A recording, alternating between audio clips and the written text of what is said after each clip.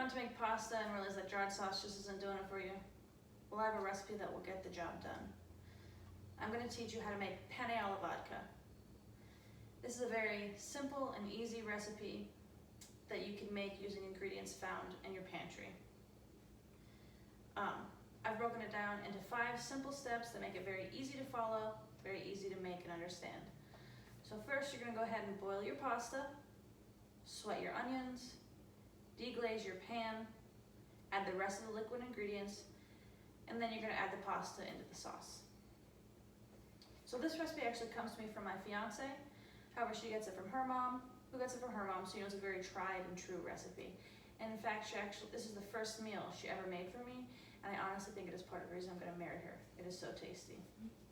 Needless to say, it's a very fast recipe, very fast meal to make. It takes about 30 minutes, which is about the same time it takes to make a frozen pizza, but it is much tastier and leaves you with plenty of leftovers for the coming days. So let's just jump right in. The first thing you're going to need to do is boil your pasta. And you can use any pasta shape you like. It is penne alla vodka. However, if you have a pasta shape that you prefer, you can go ahead and use it. In fact, my roommate one time actually used Kraft mac and cheese noodles, because that's all she had. But you can use whatever you like. So you can just follow the ingredients on the back of your box of pasta to let you know how long to boil it. But you're going to want to make sure that you heavily salt your pasta water so you season the pasta. Otherwise, it'll be quite bland. And another thing you're going to want to remember, because I often forget this, is to save a tablespoon of that pasta water before you dump it out. Because you're going to use this later on in the recipe. But don't worry if you forget. There's a little trick at the end, I'll tell you. So you're going to move on to the second step. You're going to go ahead and, once you have the pasta boiling, you're going to go ahead and start on the sauce. First, you're going to sweat these onions. You're going to take a saucepan, add 2 tablespoons of butter and a tablespoon of olive oil up at medium-high heat, and you're going to add 1 chopped yellow onion, and you're going to sweat the onion. And what I mean when I say sweat the onion, you're going to cook it until it's translucent. You don't want it totally caramelized or cooked super soft all the way through. You still want some texture to it, but that's how you sweat the onion. It's going to take about 8 minutes for that to happen. And then after the onions are sweated, you're going to go ahead and add 2 minced garlic cloves. And you cook that for about 2 minutes, but make sure that you're stirring constantly so you don't burn the garlic. And once you have the veggies cooked, you can go ahead and move on to the third step, which is deglazing the pan. Now this step traditionally calls for vodka, however I use chicken broth. And the reason I use chicken broth, well, there's a couple reasons. The first is it's much more accessible. Anybody can buy chicken broth. You don't have to be 21 or older, a minor can get it. Some people don't like to have alcohol in their house, and it tastes much better with the chicken broth. So you can go ahead and deglaze the pan with the chicken broth. You're going to use a cup of that.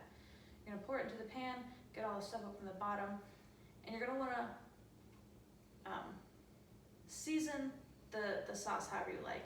At this stage, I recommend fresh basil and roast and crushed red pepper flakes, but you can use whatever you like if you have a preference. Go ahead and personalize it however you want. And then you can move on to the fourth step, which is adding the rest of the liquid ingredients. So at this stage, I go ahead and add one 14-ounce can of fire roasted tomatoes. You can use jarred marinara sauce if you like. It makes a much smoother sauce. However, I just like the substance that the tomatoes give to the sauce. And then, once you add the tomatoes, you're going to want to turn the heat down to low and let it cool down for a little bit, because you're going to add 1 cup of cream. If you do it when the sauce is too hot, you can break the sauce, and then it'll be too soupy. You can't thicken it up again, at least not easily. So the sauce is cooled, you're going to add your cup of cream, and you're going to go ahead and add that tablespoon of pasta water that you saved. And then you're going to move on to the 5th and the final most difficult step, which is adding the pasta into the sauce. No, I'm just joking. That's not the most difficult step.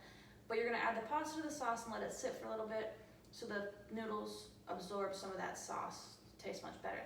And the little trick is, if you forgot to save the pasta water, if you're using a noodle that has holes in it, there's pasta water saved inside those noodles. So go ahead and thickens it up for you.